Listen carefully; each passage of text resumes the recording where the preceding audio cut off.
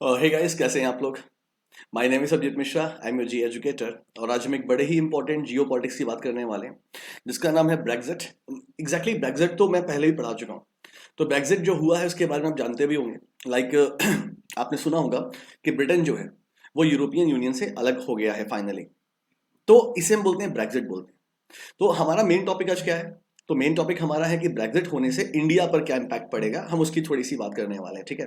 लेकिन इस टॉपिक को समझने से पहले आपको ये समझना पड़ेगा कि ये ब्रेग्जिट है, ये ईयू क्या है और ये ब्रिटेन के अलग क्यों हुआ है, ये क्या रीजन थे इसके पीछे और इससे क्या इंपैक्ट होने वाला है। गाइस देखिए, अगर ईयू की बात करते हैं तो after the second world war एक आपने देखा होगा कि सेकेंड वर्ल्ड वॉर में जो लड़ाइयां हुई हैं, फर्स्ट या सेकेंड, वो हमेशा यूरोप से शुरू हुई हैं। तो यूरोपियन कंट्रीज ने एक डिसाइड किया आपस में कि यार ऐसे तो हम लड़ते रहेंगे हमेशा, तो हमें एक दूसरे के ऊपर डिपेंडेंट करना पड़ेगा। इकोनॉमिक, पॉलिटिकल, हर तरह से। अगर हर देश दूसरे पे डिपेंड हो जाएगा तो लड़ाई होगी ही नहीं। और यकीन मानिए आज तक लड़ाई हुई भी नहीं, है ना। तो यूरोपियन कंट्रीज ने मिलकर एक संगठन बना दिया जिसे हम क्या बोलते हैं, यूरोपियन यूनियन, जिस पर राइट नाउ 27 मेंबर कंट्रीज हैं, ठीक है। तो आप कह सकते हैं कि मतलब यूरोपियन यूनियन जो है वो अलग 27 देशों का एक देश है। इसका अपना पार्लियामेंट है और इसके पार्लियामेंट का जो हेडक्वार्टर जो है वो ब्रुसेल्स बेल्जियम में है। तो ये जो 27 देश हैं, ये सारे देशों का एक अपना पार्लियामेंट है, ये समझिएगा। अच्छा, सबसे अच्छी बात क्या है, अच्छी बात भी है बुरी बात भी है, कि इन 27 देशों में आने जाने में कोई वीजा नहीं। मतलब किसी भी देश का नागरिक किसी भी देश में जाके रह सकता है, वहां पे जॉब कर सकता है, वहां पे प्रॉपर्टी परचेस कर सकता है। तो ये यहाँ बाउंड्रीज खत्म हो गई और ये सारे के सारे देश एक ही करेंसी यूज करते हैं, यूरो।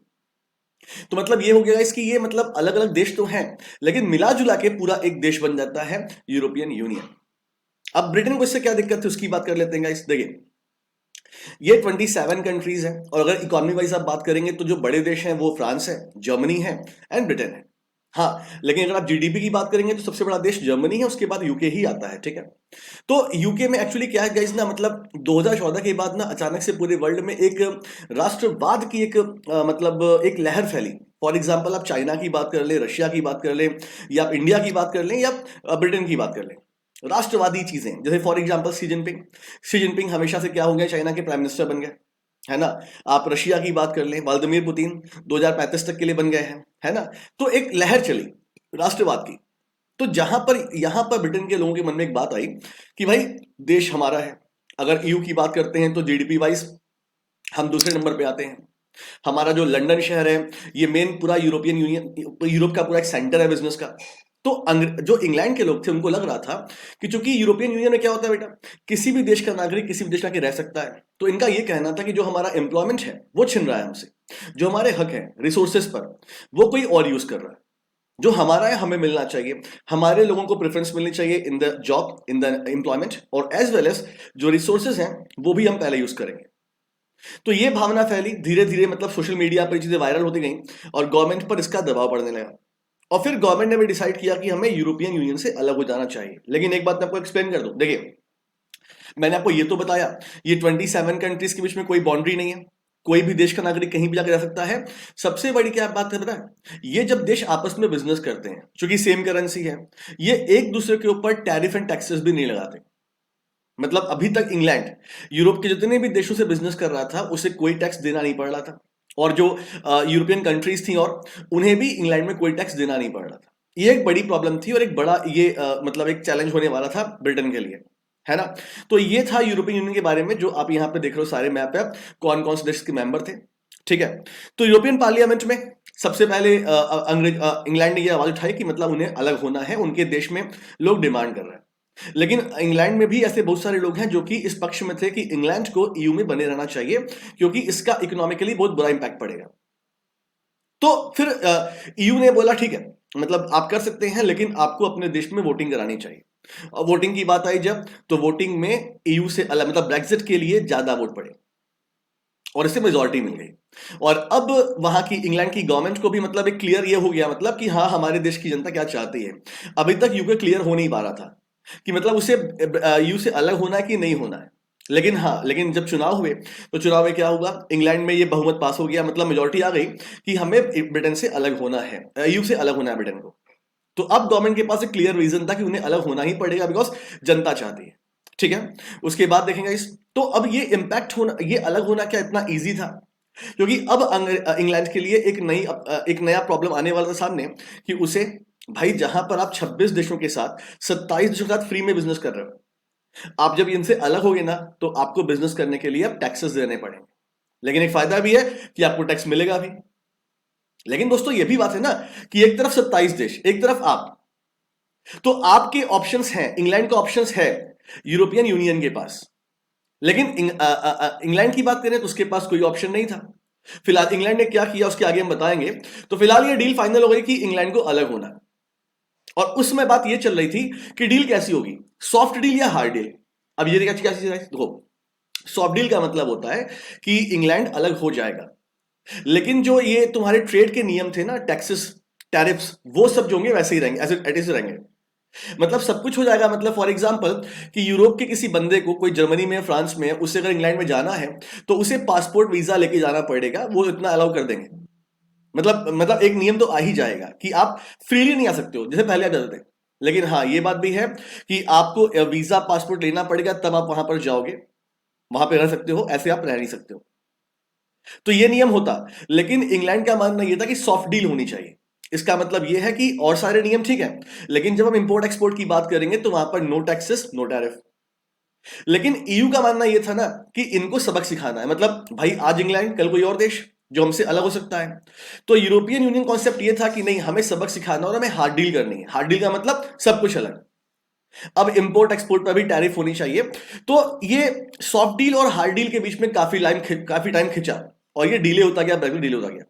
अंत में ईयू ने बोल दिया कि हम हार्ड डील ही करेंगे, और अंग्रेजों को ये मानना पड़ा, ब्रिटेन को ये मानना पड़ा, और ये हार्ड डील हो गई।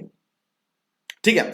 The impact of the Brexit on the UK economy. अब इसका इंपैक्ट क्या पड़ेगा, बहुत सिंपल सी बात है यार, बहुत सिंपल सी बात है। इंपैक्ट तो बहुत बड़ा पड़ने वाला है। क्योंकि भाई 27 देशों में जहां कल तक आप without tax and tariff business कर रहे थे, अब आपको वहां पर import duty, custom duty, taxes देने पड़ेंगे। तो आपकी जो कंपनियां हैं उनका प्रॉफिट मार्जिन कहीं ना कहीं कम तो होना ही होना है, पहली बात। दूसरी बात यह है कि गाइस अभी तक क्या था ना कि जो यूके में एम्प्लॉइज थे उसमें आप मान के चलो 30% बाहर के लोग थे। तो ये 30% अब वहां के यूके में फ्रीली काम नहीं कर सकते, उनको प्रॉपर वीजा पासपोर्ट बनाना पड़ेगा, यानी उन्हें अपने देश जाना पड़ेगा, उसके बाद वापस आना पड़ेगा। तो कहने का मतलब क्या है कि जो रिसोर्सेज थे यूके के पास काम करने वाले, जो मैन पावर था, उसमें भी कहीं ना कहीं कमी आएगी। अब ऐसा नहीं कि इंग्लैंड में लोग क्वालिफाइड नहीं है, लेकिन भाई right person on the right job at the right time, ये बहुत बड़ी चीज होती है। तो कहीं ना कहीं ब्रिटेन को पहले तो मैन पावर में थोड़ा सा परेशानी होगी। उसके बाद क्या, टैरिफ एंड टैक्सेस। अब ये कैसे होगा, तो इसका भी सॉल्यूशन निकाला है ब्रिटेन ने। मतलब ब्रिटेन ने क्या सोचा कि ठीक है, अगर यूरोपियन यूनियन से हमारी डील नहीं हो पाती है तो हम एक काम करेंगे, हम एशियाई countries like India, Vietnam, Japan, Singapore, हम इन्हें टारगेट करेंगे और इनके साथ फ्री ट्रेड एग्रीमेंट साइन करेंगे। और किया भी। इंग्लैंड ने सिंगापुर से कर लिया, वियतनाम से कर लिया, जापान से भी कर लिया। और इंग्लैंड चाहता है कि इंडिया से भी उसके फ्री ट्रेड एग्रीमेंट हो, लेकिन इंडिया इसके लिए तैयार नहीं है। क्यों नहीं तैयार है उसके बारे में हमें थोड़ा समझना पड़ेगा। देखिए, तो बोरिस जॉनसन का ये पर्सनल ये मानना था कि इंडिया के साथ इनका फ्री ट्रेड एग्रीमेंट हो सकता है। और ये कोई आज की बात नहीं है, 2012 से नेगोशिएशंस चल रहे हैं फ्री ट्रेड एग्रीमेंट के इंडिया और यूके बीच में। लेकिन दोस्तों बात यह है ना कि फ्री ट्रेड में किसको फायदा किसको नुकसान। इंडिया एक डेवलपिंग एमर्जिंग इकोनॉमी है ना। और एक बात तो ये है, आप चाहे माने चाहे ना माने, पूरे दुनिया को इंडिया की जरूरत है। पूरे दुनिया को इंडिया की जरूरत है, इंडिया को भी जरूरत है। लेकिन इंडिया सबसे बड़ा मार्केट है, सबसे बड़ा कंज्यूमर मार्केट है। आप बोलेंगे नहीं सर चाइना है, चाइना है, मैं मानता हूं, लेकिन जो हमारा मिडिल इनकम जो हमारे इंडिया में है ना, जो मिडिल इनकम ग्रुप है वो बहुत बड़ा है और वो अफोर्ड कर सकता है चीजों को। हमें ये नहीं बोलना चाहिए। तो इंडिया की जरूरत वर्ल्ड को है, इंडिया को उतनी नहीं है। ठीक है। अगर हमारे देश में मेक इन इंडिया हो सकता है तो हमारे देश में मेक फॉर इंडिया भी हो सकता है ना। तो ये चीजें हैं। तो इंडिया ने तो पहले बात मानी नहीं। अच्छा अब सुनिए बहुत ध्यान से। तो गाइस इधर बीच क्या हुआ ना कि जब ये यूरोपियन यूनियन अलग हुए और ब्रिटेन अलग हुए, तो यूरोपियन यूनियन ने देखा कि इंग्लैंड जो है वो एशियन कंट्री पर फोकस कर रहा है अपने टाई अप्स के लिए। तो यूरोपियन यूनियन भी पीछे नहीं हटा और उसने चाइना से डील भी कर ली है। चाइना से डील भी कर ली है। तो यूरोपियन यूनियन ने चाइना को चुना है और इंग्लैंड जो है वो चूज कर रहा है किसको वो चुने। तो उसने हालांकि सिंगापुर बड़ी इकॉनमी है, जापान बड़ी इकॉनमी है, वियतनाम भी ठीक ठाक इकॉनमी है, तो उसने अपना दांव तो चल दिया है। बट इंडिया नहीं है इसमें, तो कहीं ना कहीं कमी तो खलेगी इंडिया की, यूके को।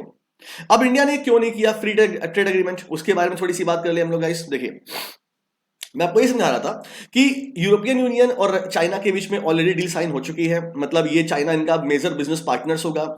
इस डील की बात करेंगे तो इसमें बहुत सारे, देखो एक्चुअली क्या है ना, चाइना जो है वो कहीं ना कहीं social media platform, cloud server, internet of things, इसमें किसी भी वर्ल्ड की कंपनी को आने देता नहीं, वो अपना ही काम करता है। तो चाइना और ईयू में जो नई डील हुई है उसके हिसाब से यूरोपियन यूनियन के जो बिजनेसमैन है, इन्वेस्टर्स हैं, वो चाइना में फ्रीली इन्वेस्ट कर सकते हैं। ठीक, चाइना ने अभी तक जो इनके क्लाउड बिजनेस पर, क्लाउड का मतलब स्टोरेज वाला, वर्चुअल स्टोरेज पर जो बैन लगा दिया था वो हट जाएगा। मतलब अब जो ये यूरोपियन कंपनीज हैं जो बेसिकली क्लाउड मेमोरी पर काम करती हैं, वो भी अपने प्रोडक्ट चाइना में सेल आउट कर सकती हैं। तो इनके बीच में डील हो गई है। ठीक है, तो इससे चाइना को भी फायदा है और ईयू को भी फायदा ही फायदा है। ठीक है, तो इंडिया की बात करेंगे गाइस, तो मैंने आपसे क्या बोला कि फ्री ट्रेड एग्रीमेंट इंडिया ने साइन नहीं किया है, मना कर दिया। उसके पीछे रीजन क्या है? उसके पीछे रीजन है कन्वर्जन रेट। देखिए गाइस, अगर आप आज भी बात करेंगे ना, तो एक पाउंड के बराबर हमारा करीब 100 रुपए चलता है। एक पाउंड के बराबर 100 रुपए। तो ये इंडिया के लिए अच्छी बात है या बुरी बात है, आपको ये समझना पड़ेगा। ठीक है, तो एक पाउंड के बराबर अगर हम बात करेंगे गाइस, तो मैंने आपसे क्या बोला कि 100 रुपए करीब चलते हैं। इसका मतलब ये हो गया कि अगर अगर इंडिया के इंपोर्टर इंडिया के इंपोर्टर ब्रिटेन से कुछ खरीदेंगे तो उन्हें महंगा पड़ेगा, लेकिन ब्रिटेन के इंपोर्टर जब इंडिया से कोई सामान खरीदेंगे तो उन्हें सस्ता पड़ेगा। क्योंकि भाई अगर वो एक पाउंड वो इंडिया में खर्च कर रहे हैं तो कितना हो जाएगा? वो हो जाएगा 100 रुपए के बराबर। 100 रुपए के बराबर एक पाउंड इज इक्वल टू 100 रुपए के बराबर। इसका मतलब क्या हुआ? सुनो, देखो ध्यान से। देखिए गाइस, मान लीजिए हमारे इंडिया में 1 रुपए में 1 kg शुगर मिलता है, फॉर एग्जाम्पल। ठीक, और अगर 1 पाउंड के बराबर 1 रुपए होता, तो इंग्लैंड का बिजनेसमैन अगर 1 पाउंड खर्च करता तो उसे 1 kg शुगर मिलता। लेकिन अब वो 1 पाउंड खर्च करेगा तो उसे इंडिया से 100 kg 100 kg शुगर मिलेंगे, तो उसे इंडिया बड़ा सस्ता पड़ेगा। और जब उसे इंडिया सस्ता पड़ेगा ना, तो वो इंडिया से एक्सपोर्ट करेगा। सस्ता पड़ रहा है ना इंडिया को करेंसी एक्सचेंज में, तो इंडिया से एक्सपोर्ट करेगा। इससे हमारे एक्सपोर्ट को बूस्टअप मिलेगा, हमारा मेक इन इंडिया ब्रांड आगे बढ़ेगा, और साथ ही साथ हमारे देश में फॉरेक्स और इंक्रीज होगा। तो हमारा करेंसी एक्सचेंज लो है, तो ये हमारे लिए ही फायदेमंद है कि हम यहां पर एक्सपोर्ट को बढ़ा सकते हैं। तो फ्री ट्रेड में इंडिया को लॉस होता। हाँ, ये अलग बात होती है कि इंडिया के जो इंपोर्ट्स हैं वो सस्ते हो जाते हैं। मतलब अगर आप देखें फ्री ट्रेड में क्या होता, फ्री ट्रेड का मतलब क्या बेटा, अगर अभी कोई इंडिया वाला बिजनेसमैन ब्रिटेन से कुछ इंपोर्ट करना चाहे, तो वो अपना 100 रुपए लगाएगा तो उसे 1 पाउंड के बराबर चीजें मिलेंगी, यानी बहुत महंगा उसके लिए। अगर यही क्या होता, 1 पाउंड के बराबर 1 रुपए होता, तो उसे ब्रिटेन से इंपोर्ट करना इजी पड़ता। तो जो हमारे अंदर एक मेंटालिटी है ना इंपोर्ट की, वो खत्म ही ना होती, है ना। तो कहने का मतलब इंडिया को यहां तो फायदा होता, लेकिन अगर आप एक्सपोर्ट बढ़ाते हैं तो एम्प्लॉयमेंट अपने आप बढ़ता है, क्योंकि एक्सपोर्ट तभी बढ़ेगा जब प्रोडक्शन बढ़ेगा, और प्रोडक्शन तभी बढ़ेगा जब एम्प्लॉयमेंट बढ़ेगा। तो इंडिया मेन फोकस यहां पे रख रहा है अपने एक्सपोर्ट पर, कि एक्सपोर्ट हमारा बढ़ना चाहिए, ये मेन कंसर्न है इंडिया का। ठीक है, इसीलिए India free trade agreement sign नहीं कर रहा है। अच्छा, अब दूसरी बात मैं करूं आपसे, जो मैं एक्सपोर्ट की बात कर रहा था आपसे। अब एक बात गाइस ये है ना कि मतलब चूंकि ब्रिटेन अलग हो गया ईयू से, तो इसका मतलब ये है कि जो ईयू के प्रोफेशनल्स हैं, जब वो इंग्लैंड में आएंगे तो इंग्लैंड में आने के लिए क्या होता है बेटा, उनको वीजा, पासपोर्ट, सेम वही सब फॉलो करना पड़ेगा जो कि इंडियंस को आज फॉलो करना पड़ता है। तो कहीं ना कहीं ईयू के जो देश के नागरिक हैं वो इंग्लैंड को इतना प्रेफरेंस देंगे नहीं, क्योंकि उनके लिए उन्हें बहुत सारे काम करने पड़े। तो यहां पर मैंने क्या बोला था कि मैन पावर की कमी तो होनी ही होनी है यूके के पास। और मैं आपको बता दूं, हर एक गोरा व्यक्ति अंग्रेजी नहीं बोलता है। हर एक गोरा व्यक्ति अंग्रेजी नहीं बोलता है। मतलब यूरोप में भी बहुत सारे ऐसे देश हैं जहां पर इंग्लिश नहीं चलती, लेकिन हाँ, एक देश ऐसा है इंडिया जहां पर इंग्लिश चलती भी है। और दुनिया में सबसे ज्यादा, अगर आप अमेरिकन कंट्रीज को छोड़ दें, यूज कर दें, तो अंग्रेजी इंडिया में बोली जाती है। तो जो इंडियन प्रोफेशनल्स हैं उनके पास एक गोल्डन अपॉर्चुनिटी रहेगी यूके में जाके काम करने का, क्योंकि इंग्लैंड को कहीं ना कहीं ट्रेन्ड मैन पावर की कमी खलेगी आफ्टर द ब्रेग्जिट। और यहां पर इंडियन प्रोफेशनल्स के लिए एक अच्छी चीज है कि इंडियन प्रोफेशनल्स इंग्लिश में अच्छे हैं, टैलेंटेड हैं, और अभी ग्रोइंग स्टेज पर हैं, चीजें सीख रहे हैं, एंथुजियाज्म है, मोटिवेशन, एडिकेशन है, ये सब काम आएगा आपको आपका करियर बनाने में इंग्लैंड में। और इसके लिए यूके बात भी कर रहा है, स्किल्ड पर्सन के लिए बात भी कर रहा है इंडिया से, कि मतलब स्किल्ड पर्सन हमें चाहिए आपसे। ठीक है, तो कहने का मतलब अगर बात करें फायदे की, तो इंडिया को फायदा इस तरह से है। पहली बात कि इंडिया हमेशा एक डेस्टिनेशन होगा यूके के लिए। यूके को मालूम है कि अगर एशिया में चाइना का प्रभुत्व खत्म करना है और ईयू का, तो इंडिया से हाथ मिलाना ही पड़ेगा। तो कहीं ना कहीं यूके को इंडिया की बहुत सारी बातें माननी पड़ जाएंगी। फ्री ट्रेड ना हो भले, लेकिन हमेशा प्रेफरेंस में इंडिया तो रहेगा ही रहेगा। ठीक है। इंडिया के लिए फायदा ये है कि प्रोफेशनल्स को अच्छी अपॉर्चुनिटी मिलेगी यूके में, है ना। उसके साथ ही साथ इंडिया का जो एक्सपोर्ट है वो इंक्रीज होना ही होना है, तो इंडिया को यहां से फायदा ही फायदा है। ठीक है, तो ये था गाइस हमारा एक वीडियो। आई होप कि आपको इसे अच्छा लगा हो आपको, और अगर आपको कोई और सजेशन है और कुछ चाहिए वीडियो तो हमें कमेंट करें, और अगर आप हमारे चैनल पे नए हैं तो प्लीज हमारे चैनल को सब्सक्राइब कर लें। Thank you so much guys, अपना ख्याल रखिए, मिलते हैं आपसे नेक्स्ट वीडियोस में।